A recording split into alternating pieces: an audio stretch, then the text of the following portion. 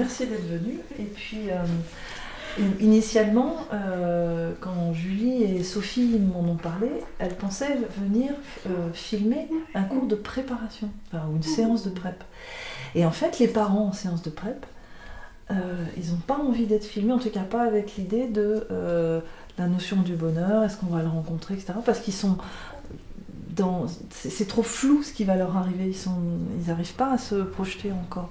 D'où l'idée qu'on a eue de vous réunir, de vous proposer d'être là, puisque vous avez vécu, ça y est, la naissance, et que du coup, l'idée c'était de vous poser la question de est-ce que dans tout ce parcours de la grossesse, du suivi, de la préparation, de la naissance, et puis maintenant de la vie avec un petit, est-ce que vous avez contacté la notion de bonheur et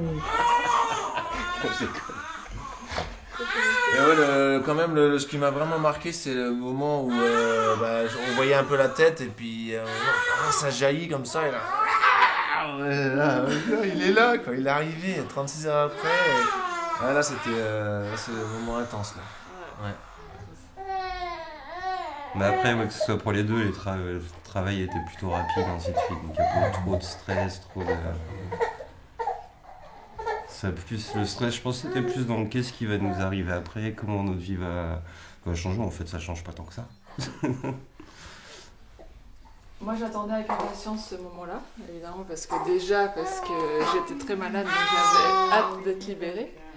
Et puis aussi parce qu'on en a parlé en ces termes-là pendant la préparation et j'avais hâte de vivre ce marathon-là, ce moment d'intensité. Ça m'a toujours... Et puis, en plus, ma mère m'en a toujours parlé en ces termes-là, comme un moment vraiment génial. Voilà. Donc, j'ai toujours eu hâte d'arriver à ce moment-là. Le moment de la naissance, c'était un peu flou. Et voilà, je pense que j'avais une vieille image aussi de la possibilité qui n'existe presque plus, mais de perdre l'enfant et la maman. Je me disais, ça peut arriver, ça a dû arriver.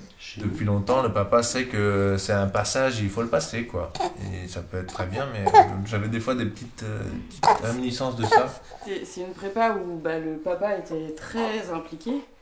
Du coup, me dire, j'y vais pas toute seule.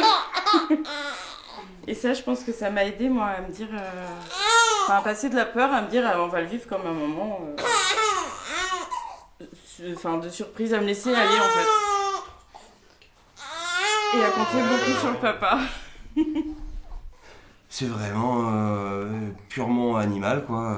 Voilà, moi je l'ai découvert une autre facette de Steph qui est pas du tout quelqu'un de civil, quoi. Des flashs aussi. Mais non, mais c'est vrai. Et cet instant bestial, c'est animal. Pour moi, c'est le truc le plus précieux qu'on peut découvrir pour la mise au monde, quoi, d'un enfant. C'est le truc qui nous raccroche à la terre et à la vie sur terre, quoi. Il avait du mal à sortir aussi. Des accouchements très longs pour terminer avec une assistance. Mais malgré ces moments qui sont quand même, on s'en souvient, qui sont intenses dans la douleur, mais une douleur qu'on surpasse en fait, parce qu'on attend un bébé. Ouais. Une douleur, quelque chose pour moi, je me souviendrai, c'est vraiment les meilleurs moments de ma vie, quoi. C'est des moments forts, hein. Ouais. Entre le moment où on n'en peut plus, puis tout d'un coup on se retrouve à 3, 2 plus 1. Et puis il y a le côté, comme dit Sylvain, là le côté animal qui ressort, on est là... C'est vraiment, on se sent au plus près de je sais pas, de la terre, de tout, c'est vraiment l'instinct qui parle avant tout, là. Voilà. L'accouchement, moi, ça a été des moments, que ce soit pour l'un ou pour l'autre, parce que c'est vrai que ces 2 accouchements rapprochés, c'était des moments magiques. Et puis après, là, c'est tous les jours, ça fait 17 mois avec le premier que c'est du bonheur, et puis là, ça fait 1 mois et quelques jours que c'est du bonheur. quand il y a les premiers cris, comme tu disais, les premiers sourires. Aujourd'hui, on a eu le premier aveu.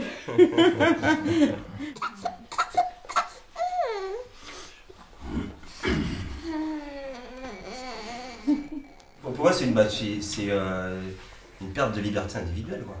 Mais c'est choisi, dans le sens que, comme dit Tonio, c'est que tu feras plus des choses en solo, parce que ou alors sur des instants mesurés dans le temps, mais tu partiras plus à faire des histoires, des tripes où tu... Ouais, mais c'est pas le même engagement, c'est pas la même chose entre une vie de couple et une vie de couple avec des enfants. C'est pas la même notion de liberté et aussi d'engagement, quoi. Et ça m'intéresserait beaucoup de savoir si les femmes, ça vous fait la même chose. Oui. Ça m'intéresse beaucoup, ça. Est-ce que vous avez ce même sentiment que... D'avoir perdu la Oui. liberté? Oui. Non. Ah non. Non. Je pense que j'aurais été très malheureuse si j'avais pas eu d'enfant. Voilà. Enfin, limite, ouais, je préfère avec des enfants que sans. Donc, peu importe s'il y a moins de liberté, c'est clair et net pour moi. J'avais envie de partager ce que je vivais, quoi, même si ce sont des voyages ou n'importe quoi. En fait, j'ai envie de partager ça avec un enfant aujourd'hui, quoi. Donc ça me parle plus du tout de vivre des choses seule. Non, c'est vraiment, ça me fait pas du tout envie. Il y a quelques instants de bonheur éphémères. Pour moi, c'est pas un long... c'est pas 24 heures pendant des mois, des années. Moi, ça me cause pas du tout. Ce qui me cause, c'est vraiment des instants où à un moment donné, à aucun moment donné, tu veux être ailleurs que là où t'es dans ta vie. Et donc, du coup, pour moi, c'est vraiment des instants éphémères comme ça. Et je voulais pas d'enfant au début. Notre vie de couple a fait C'était compliqué.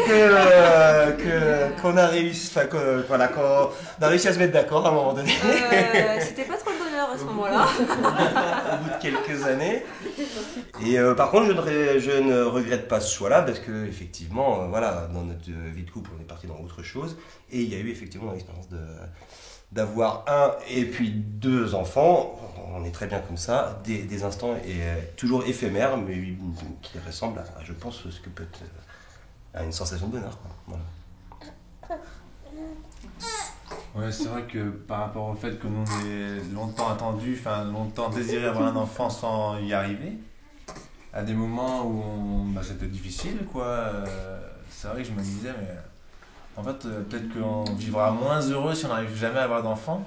Je me disais, ma femme qui a un désir tellement instinctif d'enfant, mais si elle n'a pas d'enfant, enfin moi j'étais malheureux, mais je me disais, si elle n'en a jamais, ça sera jamais une femme comblée, quoi. Il y aura un trou, quoi. Alors du coup, quand le petit est arrivé, ben évidemment, ça... Oui, c'est ça prend une couleur de bonheur, quoi, parce que je me dis, ah si, en fait, on va pouvoir continuer une vie heureuse, quoi. Et puis, il y a quand même une chose importante, un enfant, c'est quand on est amoureux aussi, quoi. C'est l'amour aussi. Non, mais c'est vrai. C'est avoir un enfant avec la personne qu'on aime. Tu vois, ça fait tout de suite quelque chose, quoi. Ça aussi, enfin, je sais pas, on parle beaucoup d'enfants, mais il y a aussi, si on a des enfants, c'est parce qu'on s'aime.